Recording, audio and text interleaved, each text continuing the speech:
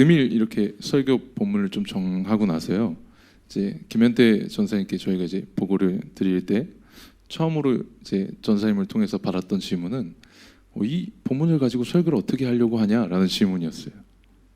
사실 그도 그럴 것이 이 마태복음 1장 1절에서 17절까지의 말씀은 예수님의 족보를 그리고 있는 것이죠. 근데 사실 이 족보를 가지고 설교하시는 분이 많지도 않고 또 이 족보 안에는 되게 많은 의미들이 사실 숨어 있습니다. 그래서 이 방대한 의미들을 다 설교한다는 것이 쉽지 않기 때문이기도 합니다. 또 그 모든 의미를 이제 이야기하기에는 이 금요일 밤 우리 눈꺼풀이 너무 무겁죠. 네. 그리고 그렇다고 몇 개만 또 고르자니 또 섭섭하고 또 그런 사실 본문이기 때문에 이 본문을 정한다는 게 저 또한 좀 쉽지 않았습니다. 그런데 사실 이 본문은요, 배경이나 그 안에 진정한 의미들을 파헤치지 않으면 그냥 읽고 지나가기에 너무 좋은 그런 본문입니다. 통독을 할 때나 아니면 내가 뭐 이렇게 복음서를 꼭 읽어야겠다 그렇게 결단할 때 마주하는 이렇게 본문이죠. 그래서 읽을 때도 가장 재미없는 본문이기도 합니다. 심지어 이 본문을 수면제로 사용하시는 분도 제가 계시다고 들었는데, 그런데 사실 이 족보 안에는요 굉장한 의미들이 많이 숨어 있습니다. 목사님이 매일 표현하실 때 자간과 자간 사이에 있는 하나님의 의미라고 표현을 하는데 이 족보에도 사실 그런 자간과 자간 사이의 의미들, 또 사람들의 이야기, 그 안에 있는 하나님의 일하심을 발견하게 되면 이 족보가 우리에게 주는 메시지는 정말 크다고 생각합니다.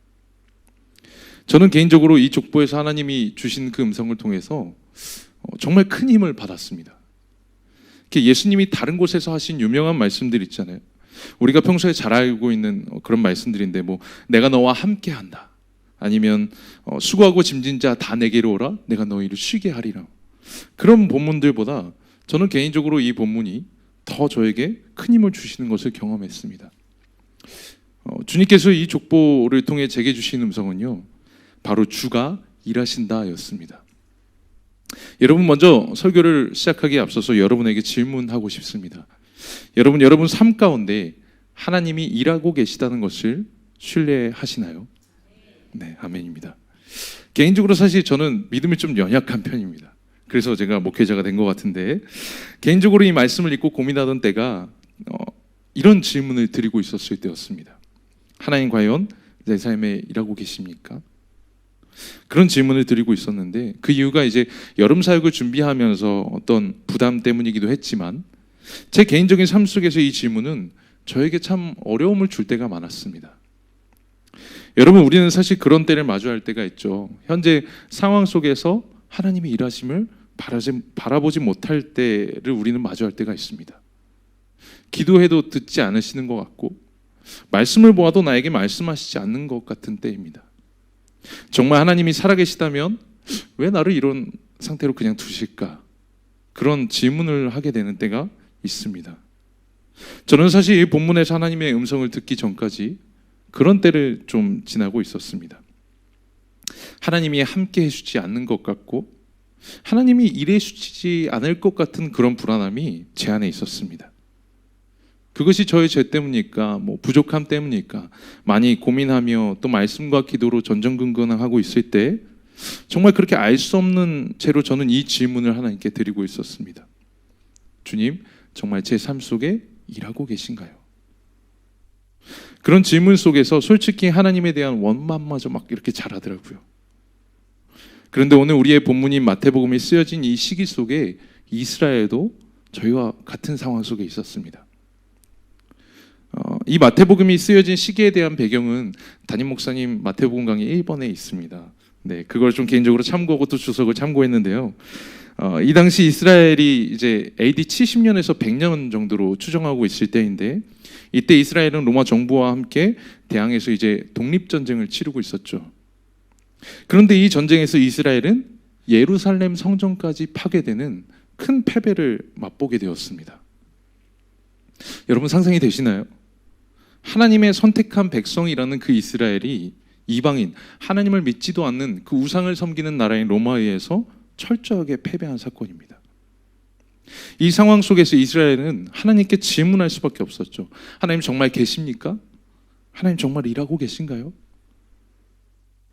마태복음 기자는 이런 질문을 하는 이스라엘과 우리를 향하여 이렇게 대답하고 있는 것 같습니다. 마태복음 1장 22절에서 23절을 함께 읽도록 하겠습니다. 함께 읽겠습니다. 이 모든 일이 된 것은 주께서 선지자로 하신 말씀을 이루려 하심이니 이르시되 보라 처녀가 잉태하여 아들을 낳을 것이요 그의 이름은 임마누엘이라 하리라 하셨으니 이를 번역한즉 하나님이 우리와 함께 계시다 함이라. 아멘. 임마누엘 하나님이 우리와 함께 계시다. 마태복음 기자는 더 이상 하나님이 계시지 않은 것 같은 그 이스라엘 사회 속에서 또 하나님의 나라인 이스라엘을 버리신 것 같은 그런 상황 속에서 여전히 하나님이 우리와 함께 계신다라고 선포하고 있었습니다. 선지자를 통해서 우리에게 과거에 역사하셨던 이때를 기억하라라고 그들에게 선포하고 있는 것이죠.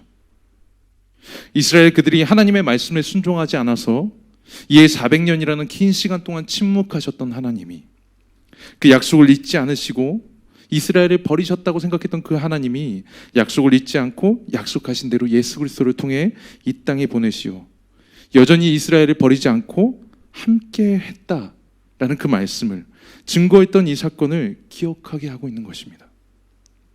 여러분, 이 말씀은 그저 이스라엘의 과거에만 해당하는 말씀이 아닙니다. 오늘 우리에게도 기쁜 소식인 복음이 되죠. 마음에 하나님 계시지 않은 것 같을 때 그 원망, 하나님께 기도하지만 말씀 보지만 응답받지 않은 그런 상태, 그런 좌절, 그런 상황과 신앙 속에 계신 분들이 계시다면 이 말씀을 꼭 붙잡으셨으면 좋겠습니다.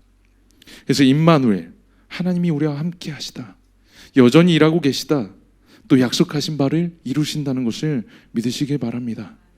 오늘 저는 예수 그리스도의 족보 속에서 일하는 하나님의 3가지 핵심을 함께 나누려 합니다. 10가지 이상 하면 좋겠지만 다 제 눈처럼 여러분이 되실까봐 오늘 3가지 핵심만 딱 나누려 합니다.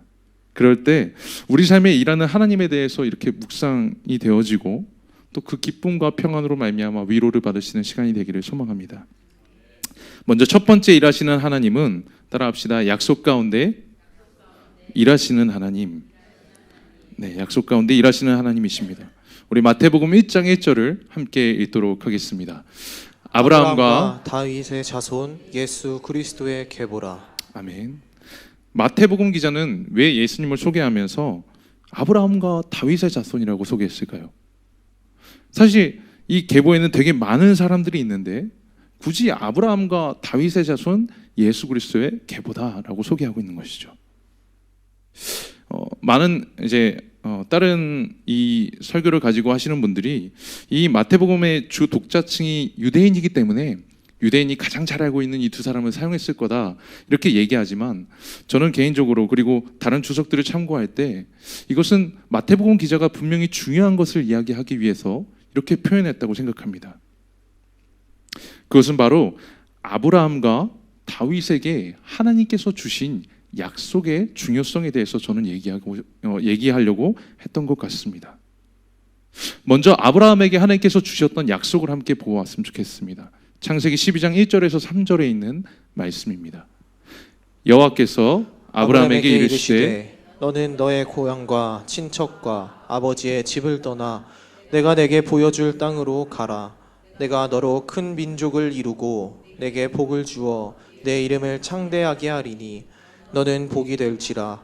너를 축복하는 자에게는 내가 복을 내리고 너를 저주하는 자에게는 내가 저주하리니 땅의 모든 족속이 너로 말미암아 복을 얻을 것이다 하신지라. 아멘. 하나님께서는요 당시 하나님을 믿지 않고 우상을 섬기던 집에 아브라함에게 찾아가셨죠. 그래서 아브라함에게 한 가지 약속을 주셨는데 그것은 바로 너는 복이 될지라 라는 약속이었습니다. 그리고 그 아브라함으로 말미암아 모든 족속이 복을 받게 될 것이라는 그 약속이었죠. 이 복이 과연 무엇일까요? 저는 이제 어릴 때 이 복이 세상적으로 성공하는 복인 줄 알았어요. 이렇게 아브라함의 말씀을 보면 그런 부분이 되게 많잖아요. 와, 하나님 복을 주시니까 황무지 같은 곳에서 막 나라를 일으키는구나. 하나님께서 복을 주시니까 100세에도 아리따운 여자를 주시는구나. 어떻게 생겨야 될까? 그리고 하나님이 복을 주시니까 그 아리따운 여인을 누나라고 속이고 왕에게 넘기죠. 근데 하나님이 그 왕에게 찾아가셔서 아내를 빼앗아서 주실 뿐만 아니라 재물까지 이렇게 빼앗아 주시더라고요. 그래서 와, 이 복은 어떻게 대체 받는 걸까? 그런 궁금함이 있었는데, 근데 성경을 읽어가고 또 성경을 알아갈수록 성경에서 이야기하고 있는 복이 굉장히 포괄적이지만 가장 성경에서 중요시 여기고 있는 복이 바로 하나님과의 관계 회복이라는 것을 알게 됐습니다. 우리를 지으신 창조주 하나님과 원래 우리가 죄 때문에 깨어졌던 그 관계를 다시 회복한다는 것. 그래서 창조주 하나님을 감히 우리가 아버지라고 부를 수 있게 되는 그 관계 회복이 성경에서 이야기하고 있는 가장 큰 복인 것이죠. 그렇다면 이 관계 회복을 누가 시켜주시죠? 예수님인 거죠. 그래서 결국 이 약속은 무엇이냐면 땅의 모든 족속이 너로 말미암아 복을 받게 될 거다. 결국은 너의 후손을 통해 예수 그리스도가 이 땅에 오시게 될 것이다 라는 말씀이죠. 다윗에게 주신 약속도 우리가 함께 볼까요? 사무엘하 7장 12절에서 13절 말씀입니다. 함께 읽겠습니다. 내 수완이 차서 내 조상들과 함께 누울 때에 내가 내 몸에서 날 내 씨를 내 뒤에 세워 그의 나라를 견고하게 하리라. 그는 내 이름을 위하여 집을 건축할 것이요 나는 그의 나라 왕위를 견고하게 하리라. 아멘. 다윗에게 주신 하나님의 약속을 요약하면 이렇죠. 내 나라의 왕조를 영원히 견고하게 하겠다. 다윗, 너의 뒤에 있는 후손들이 영원히 그 나라를 유지하게 하겠다라는 말씀이었습니다. 그런데요, 사실 여러분, 이 약속에 의하면 다윗의 나라는 멸망하면 안 됐습니다. 그렇죠? 그런데 다윗 왕조는 후에 어떻게 되었죠? 둘로 쪼개졌을 뿐만 아니라 멸망에 이르게 되었죠. 바벨론이라는 나라에 의해서 말입니다. 그렇다면 우리는 이렇게 질문하게 됩니다. 하나님이 과연 약속을 저버리신 걸까? 그렇지 않았다라는 것이죠. 여기서 그의 나라, 그의 왕위는 예수님을 통하여 이어지고 있다는 것입니다. 예수 그리스도를 통한 하나님의 나라를 영원히 견고하게 하셔서 그 나라를 세우신다는 의미를 바로 주신 것이죠. 결국 마태복음 기자는 아브라함과 다윗의 계보를 이으신 예수님을 통해 우리에게 약속하신 하나님께서 그 약속을 이루기 위하여 쉬지 않고 일하셨음을, 그리고 그 약속을 반드시 이루셨음을 나타내고 있는 것이죠. 아브라함과 다윗이라는 인물 자체만 보면요, 하나님이 이렇게 약속을 지키실 필요가 없습니다. 아브라함 그는요, 하나님의 약속에 응답하여 집을 떠나는 믿음을 보였던 자이고 아들을 드리는 믿음을 보였던 자이지만 사실 그 중에 보면 전혀 그렇지 않아요. 하나님의 약속에 의해서 집을 떠났지만 조카 롯을 데리고 떠나는 실수를 범했던 자이고요, 하나님의 약속을 이루는 유일한 통로인 아내 사라를 2번이나 누나라고 속이고 다른 사람에게 내어주었습니다. 하나님의 약속을 기다리지 못하고 아내 사라의 종인 하갈과 또 아이를 낳는 그런 실수도 범했죠. 다윗도 사실 이야기하자면 깁니다. 밧세바라는 여인을 얻기 위하여 자기의 충직하였던 그 신하인 우리아를 죽이고 그의 부인이었던 밧세바를 빼앗아서 자신의 아내로 삼았죠. 이 두 인물의 그러한 내용들만 보았을 때 하나님께서 그 약속을 지키시는 이유는 우리는 알 수가 없습니다. 그런데 우리는요, 그 약속을 지키는 하나님께 초점을 두어야 합니다. 오직 하나님께서 그분의 약속하심을 따라 신실하게 일하시는 하나님이란 걸 우리가 알았을 때 하나님께서 얼마나 큰 사랑을 베푸는 분인지 우리가 깨닫게 되는 것이죠. 동탄꿈의교회 성도 여러분, 하나님께서는 약속을 반드시 이루시는 분이십니다. 우리에게 비전을 주셨던 하나님께서 그 약속을 반드시 지키실 것입니다. 우리 안에 착한 일을 시작하셨던 하나님께서 그 일을 반드시 마치실 것입니다. 오늘 우리에게 약속하신 하나님을 다시 바라보고 약속의 길로 또한 나아가는 우리 되기를 소망합니다. 두 번째 일하시는 하나님은 죄 가운데서 일하시는 하나님이십니다. 우리 함께 마태복음 1장 3절에서 6절까지의 말씀을 읽도록 하겠습니다. 유다는 다말에게서 베레스와 세라를 낳고 베레스는 헤스론을 낳고 헤스론은 람을 낳고 람은 아미나답을 낳고 아미나답은 나손을 낳고 나손은 살몬을 낳고 살몬은 라합에게서 보아스를 낳고 보아스는 루색에서 오벳을 낳고 오벳은 이세를 낳고 이세는 다윗 왕을 낳으니라. 다윗은 우리아의 아내에게서 솔로몬을 낳고. 아멘. 여러분, 만약 여러분이 여러분의 자서전을 쓰게 되실 그런 기회가 생기긴다면 어떻게 기록하시겠습니까? 만약 제가 제 자서전을 감히 쓰게 된다면 저는 이렇게 적을 것 같아요. 1992년 겨울 조대경, IMF와 어두운 사회 시기 속 한 줄기 빛처럼 태어나다. 가난한 환경 속에서도 성실하게 학교 생활을 하며 한국에서 우수한 대학교에 입학하고 월등한 성적으로 4년제 대학을 2년 만에 수료하고 대학원 연구실에서 공부하였으며 졸업 후 한국 최고의 공기업에 취직하여 최우수 사원으로 등극하고 그러나 주님의 부르심을 받아서 이 모든 사회적 지위를 포기하고 십자가의 길을 선택하다. 좋죠? 위에서 말씀드린 제 자서전의 90%는 거짓말이죠. 혹시 믿는 분들이 있을까 해서 사실 그렇죠. 우리의 인생을 가지고 자서전을 쓴다고 해도 이렇게 최고로 좋은 것들만 골라서 쓰고 싶습니다. 그리고 거짓말이라도 조금 이렇게 보태고 싶은 게 우리의 마음인데 하물며 예수님의 족보는 어땠을까요? 이 마태복음의 기자가 기술한 예수님의 족보는요, 그렇지 않았습니다. 예수님의 족보는 정말 솔직하게 기술되어 있습니다. 경악스럽고 수치스러운 부분까지 그대로 담아두었죠. 이 예수님의 족보에서 대부분이 남성인데요, 이 3절에서 6절을 보면 여인이 4명이나 나옵니다. 누굴까요? 네, 다말이랑 라합, 룻, 우리아의 아내 밧세바이죠. 그렇다면 이 4명의 여인의 공통점은 무엇일까요? 이 4여인은요 모두 여자로서 정조를 지키지 못했던 자들입니다. 이 4여인들은 모두 율법적으로 당대 사회에서 정죄받기에 합당한 여인들이었습니다. 먼저 우리아의 아내 밧세바를 함께 볼까요? 마태복음 1장 6절에 있는 말씀입니다. 함께 읽겠습니다. 이새는 다윗 왕을 낳으니라. 다윗은 우리아의 아내에게서 솔로몬을 낳고. 아멘. 이 마태복음의 기자는요 솔로몬의 족보를 적으면서 솔로몬을 그냥 다윗의 아들이다 이렇게 적지 않았어요. 어떻게 적고 있나요? 우리아의 아내에게서 솔로몬을 낳았다라고 적고 있습니다. 이게 사실 되게 무서운 거죠. 다윗 왕이 밧세바를 취하였던 내용을 적나라하게 적고 있는 거예요.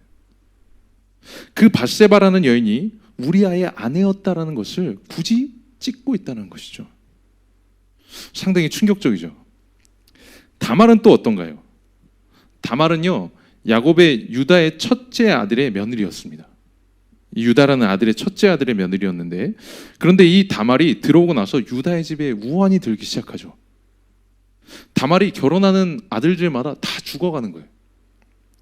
그래서 다말이 처음에는 첫째 아들 엘이라는 자와 결혼을 했는데 그 엘이 죽죠. 그러고 나서 둘째 아들을 주어요. 이 당시 유대 문화로는 형이 죽으면 그 형의 동생이 아내를 취해야 했던 그런 문화가 있었는데, 그래서 이제 둘째 아들에게 이 다말을 주었는데 또 둘째 아들 또한 죽게 되죠. 마지막에 이제 셋째만 남은 상태에서 유다는 고민합니다. 이거 혹시 셋째 아들한테까지 주면 이거 셋째 아들마저 잃게 되는 거 아니야? 뭐 그런 생각을 했겠죠.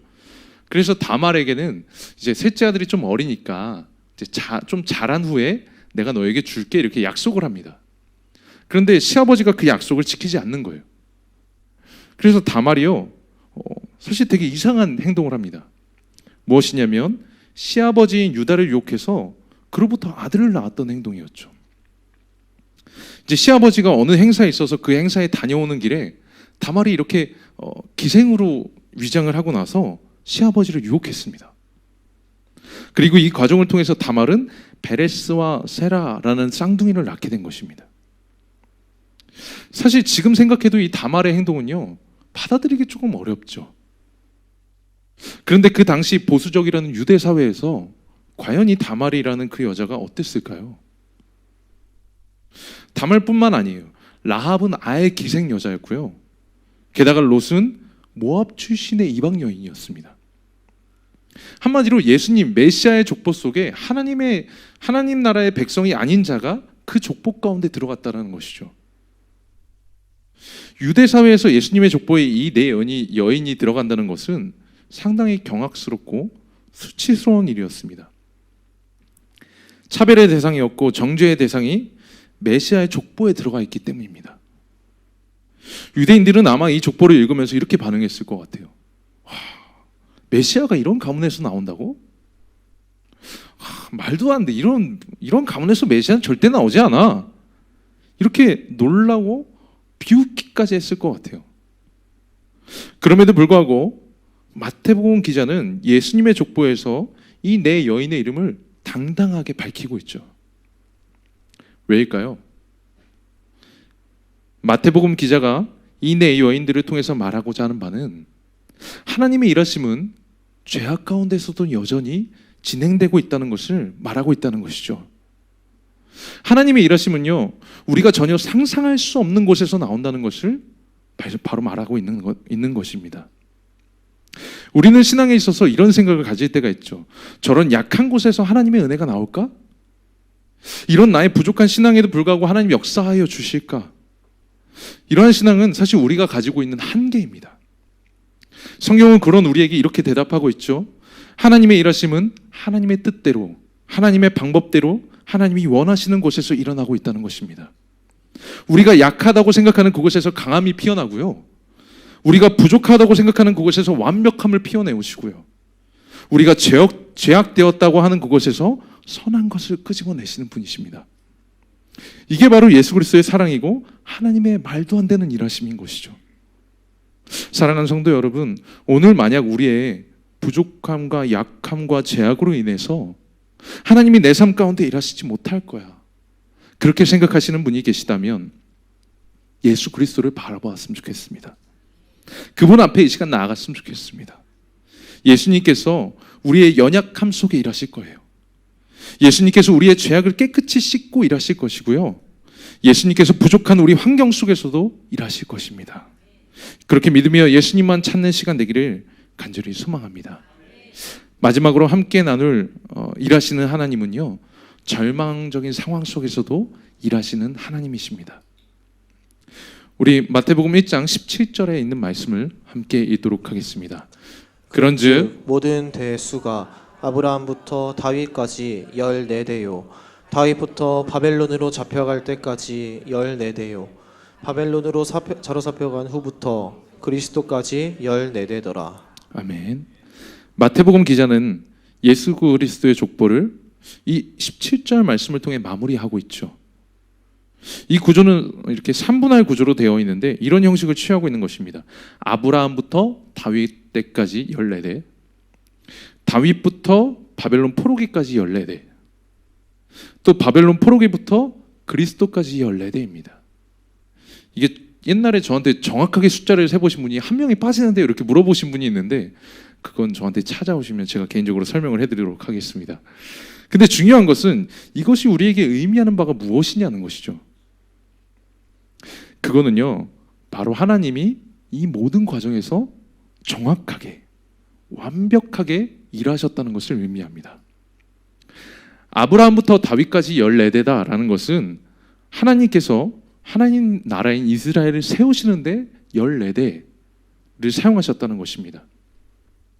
또한 다윗부터 바벨론 포로기까지 14대라는 것은 하나님의 백성인 그 이스라엘이 하나님을 떠나서 멸망하기까지 14대, 또 마지막 바벨론 포로기부터 예수님의 나심까지 14대가 걸렸다는 것은 그 백성들을 다시 회복시키시고 인도하시는데 14대라는 것입니다.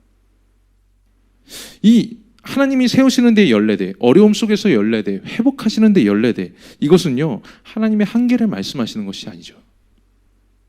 하나님이 그 온전한 주권과 뜻을 가지고 어느 상황 속에서나 어느 상태에서나 그분의 계획대로 결국 회복하고 완성하셨다는 것을 의미하는 것입니다. 완벽하게 말이죠.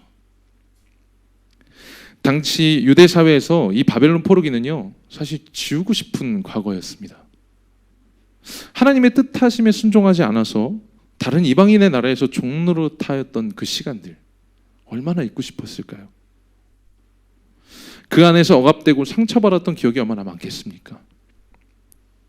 그러나 하나님께서는 이 시간 또한 사용하셨다는 것을 그들에게 말씀하고 계시죠.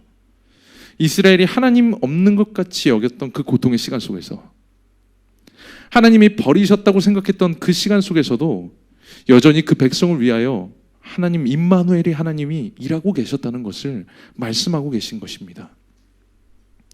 사실 우리의 신앙과 인생의 여정 때 그런 때를 우리 만나게 됩니다. 때로는 하나님이 계시지 않는 것 같은 시간, 나를 그냥 혼자 방치해 두신 것 같은 시간, 고통 가운데 있는 나를 그냥 보시는 것 같고 전혀 일하지 않는 것 같은 그런 때를 마주하게 됩니다. 겉으로는 그냥 과거이니까, 아니면 겉으로는 그냥 아무렇지 않은 척, 그런 하나님을 향한 원망이 나도 모르게 이 마음속에 사실 있는 그런 시간들이 우리는 다 있습니다. 바벨론 포로기에 이스라엘이 억압당하는 동안에도 신실하게 그 백성을 구원하고자 일하셨던 그 하나님이 저의 그런 시간 속에서도 일하셨다는 것이죠. 또 함께 하셨다는 것이죠. 그리고 마침내 이스라엘이 포로기의 14대를 넘어서 예수 그리스도의 탄생을 마주했던 그날처럼 저의 인생 속에서도, 우리의 인생 속에서도 예수 그리스도의 회복을 반드시 일으키실 것이라는 것을 이 말씀을 통해서 주님은 확신하게 하셨습니다. 여러분, 지금 혹시 이스라엘과 같은 시기를 경험하고 있는 분이 계신가요? 아니면 과거의 그런 경험 때문에 주님에 대한 원망이나 아니면 질문이 남아 계신 분이 계십니까? 아브라함부터 다윗까지의 14대, 그 풍성한 신앙의 시기를 지나서 포로기의 14대, 하나님이 계시지 않는 것 같은 신앙의 시기에 계신 분이 계십니까? 오늘 말씀을 의지하기를 소망합니다. 하나님이 그 삶 속에 여전히 일하고 계시고요, 절망적인 상황 속에서도 여전히 일하고 계십니다. 임마누엘의 하나님으로 함께 해주시고 계십니다. 그리고 마침내 임마누엘의 하나님께서 이 모든 상황을 마치시고 기쁨으로 맞이하게 될 그날이 올 것입니다. 그러니 그 상황 속에서 좌절하거나 신앙의 길을 떠나는 것이 아니라 지금 내 상황 속에서 일하고 계신 하나님, 여전히 살아가는 자녀를 위하여 일하고 계신 하나님, 함께하고 계신 임마누엘의 하나님, 그 하나님을 기억하며 한 걸음 한 걸음 주님과 동행하는 우리 되기를 소망합니다. 말씀을 마치겠습니다. 오늘 우리는 예수님의 족보를 통해 일하시는 하나님을 함께 나누었습니다. 약속 가운데 일하시는 하나님, 죄 가운데도 일하시는 하나님, 절망 속에서 일하시는 하나님. 하나님은 우리의 삶 속에 신실하게 일하고 계십니다. 완벽하게 일하고 계십니다. 우리가 이상할 만큼 여길 만큼 그분은 정말 성실하게 일하십니다. 그 하나님의 일하심을 경험하는 오늘 밤 되기를 간절히 소망합니다.